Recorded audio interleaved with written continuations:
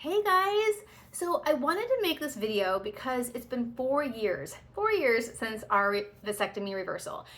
And I wanted to, one, get the message out there that, that Catholics are not allowed to sterilize, not allowed to sterilize. It is a grave sin. It could be a mortal sin, grave matter. And it's been 4 years since we reversed it, since we made Ryan whole again. And God has not said yes yet to our desire for another baby. Doesn't mean it's not going to happen. There's multiple reasons why I think that it's possible it hasn't happened yet, but I will not lose hope.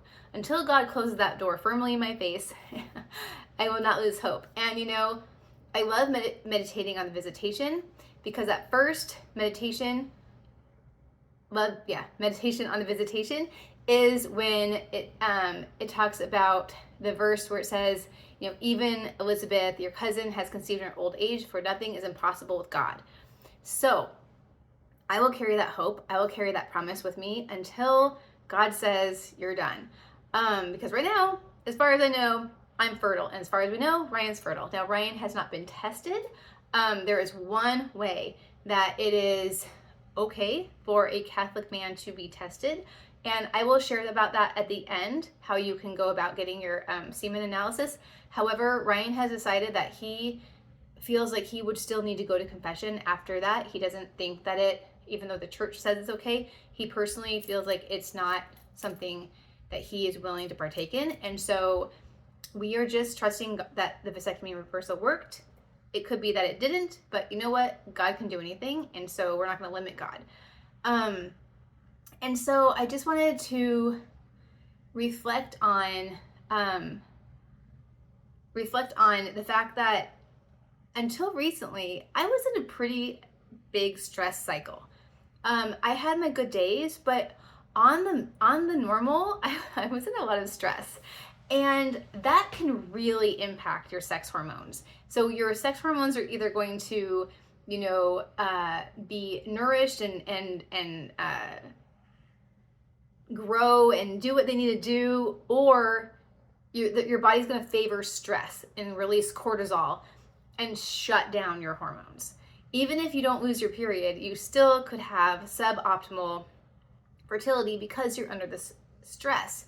And so I look back, and my husband went to Korea in 2019. Then he came home to the COVID shutdowns. We managed to work our way through it. He got his reversal in October of 2020.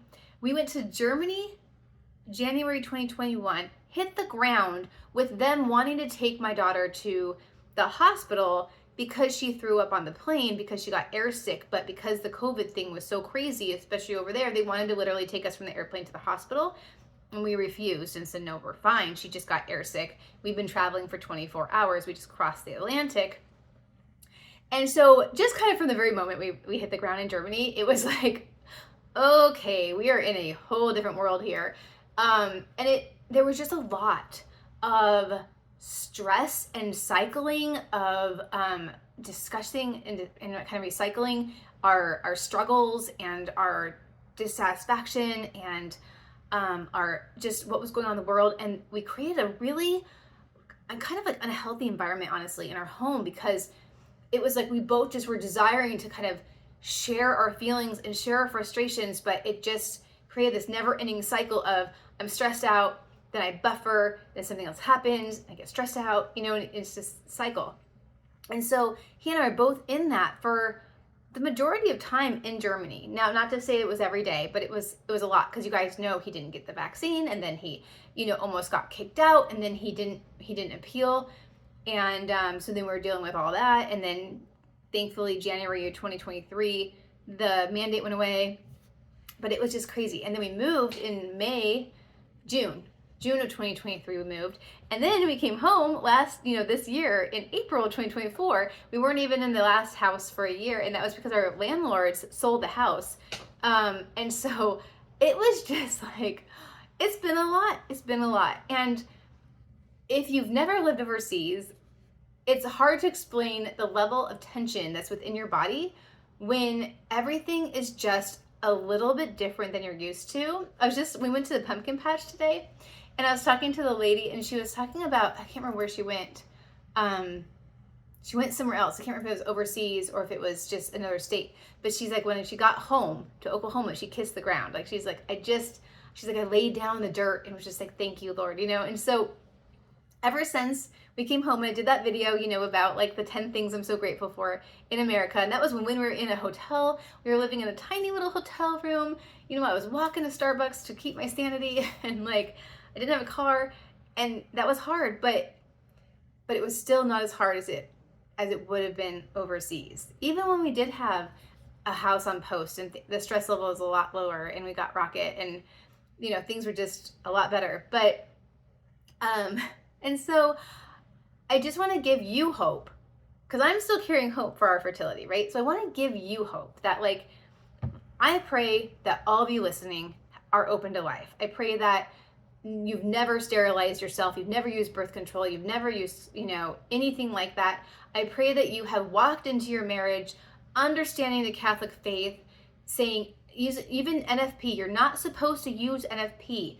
It's only for emergencies, okay? NFP is not birth control for Catholics. It's only for emergencies. You take vows to be open to life. I didn't understand this. Ryan didn't understand this. Like, it's okay if you don't understand it, but I'm telling you now that, like, that is the Catholic way, right? It is to be open to life and to trust God with as many children as possible. No one went to their deathbed praying they had less kids. No one. But how many women and men go to their deathbed praying that they had been open to life? I would say the majority of them. When they only have 1 or 2 children, or even 5, and no one's there at their deathbed, versus like someone who maybe has 10 kids, and 2 of them were able to like caretake. I'm not saying that's the only reason to have like a big family, but you know, like, no one goes to their deathbed wishing they had less kids. No one. And so, yes, it's a struggle in the moment. Yes, it's a struggle during this life, but this life is struggle. I'll tell you, even if your kids are older and they're no longer little, there are still struggles. A lot of times the struggles come from actually having to face yourself, because you're no longer surrounded by little tiny people that need your attention. And all of a sudden you have to look at yourself and really be like, oh boy, I have a lot of work to do in order to get to heaven, because I'm not anywhere near where I need to be. So, and for you, I pray that that day is far away, that I pray that you're having babies in your 40s, that like you are just open and abundant to life. And if you have made different decisions, if you have to use birth control, stop today. If you, I'm serious, just stop, throw it away, take it out, and really dig into what it means to be Catholic, because we are supposed to be raising saints for heaven. And I'll talk about NFP at the very end about like when you can use it. But the general consensus is that you should not be using it. And again, didn't know this going into marriage, right?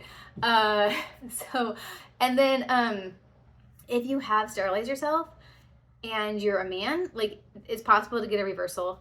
It was, I think, $3,000 to go to Dr. Wilson to get a reversal, and it's possible. Save up the money, use your next tax return if you get one. If not, put money away, you know, and get it done, because I'll tell you, even though we have not conceived a baby, there's so much more. And I'll link down below my interview with Ryan, because he talks about how there's so much more wholeness in our marriage because of the reversal. And then, what was the other thing I was going to tell you guys? Yeah, so have a lot of babies. I think that's what it's going to say. And don't limit God, because God wills every life, and it is just, no one has that baby and is like, I wish I didn't have this moment right now. I'm holding this newborn and I have all these beautiful hormones going on, and I'm just like gazing down these beautiful little baby eyes. Like, no one says that, right? Even those poor women that, you know, they decided that they're going to give up their baby for adoption, and they're total heroes, right? They keep the baby. That moment has to be heartbreaking. And my prayers go out to them, because they are heroes. They are just choosing life, choosing their baby, and being willing to suffer through that. So, okay, so I promised to talk about 2 things at the end. Oh yes, the one thing you can do if you want to check your semen is you go through the St. Paul VI Institute, and they send you a condom with a hole in it, which is pretty much what it is, and you come together, renew your wedding vows, and and then you collect. The whole is to be open to life. And then you collect, and I think what I've heard is that you have 30 minutes to get it to a lab. So you need to kind of coordinate with the lab and your doctor ahead of time so that you can get the sample into the doctor in that period, that 30-minute period. And with NFP, the only times you're ever allowed to use NFP is if there's some kind of medical situation where the doctor has said absolutely not, you cannot get pregnant. A true, not like true financial emergency. Not just because you want a bigger house, or you want a second car, or you want a new cell phone, or you just feel like it's too expensive. True emergency financially.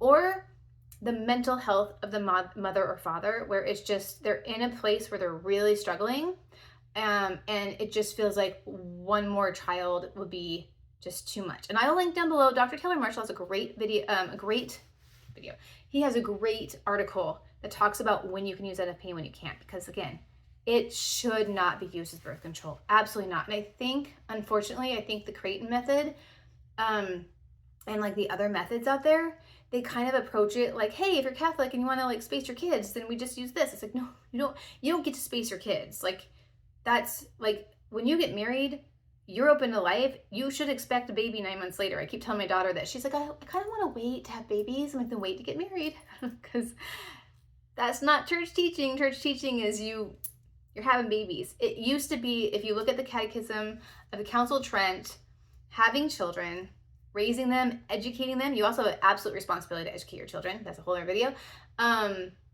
Is your number one priority in marriage. It's not the marital bond. It's not getting each other to heaven. It really is having children and raising them to be Catholic in this life, and then future saints. And then yes, it is your sanctifying pathway to heaven as well. So please pray for us. I have hope.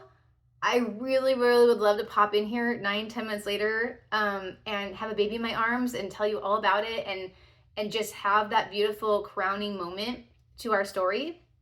I love that others have shared their crowning moments that they have shared with me and Ryan are their vasectomy reversal babies. And I just love, I went to a doctor recently and he was like, just don't lose hope. Because if for some reason, like it worked, but it's just like he has a low count, like it just takes one. So if you have had a vasectomy reversal and it hasn't happened for you yet, like just have hope. And as a woman, you can go get yourself checked up. I just got myself checked up.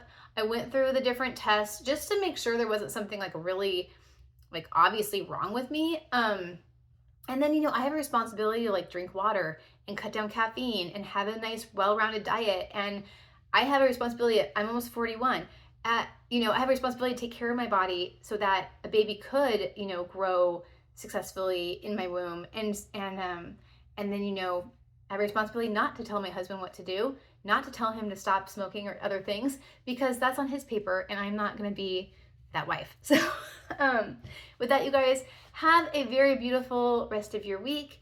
And let me know down below if you have different video ideas for me. I want to share this with you, and I'll talk to you later. Bye.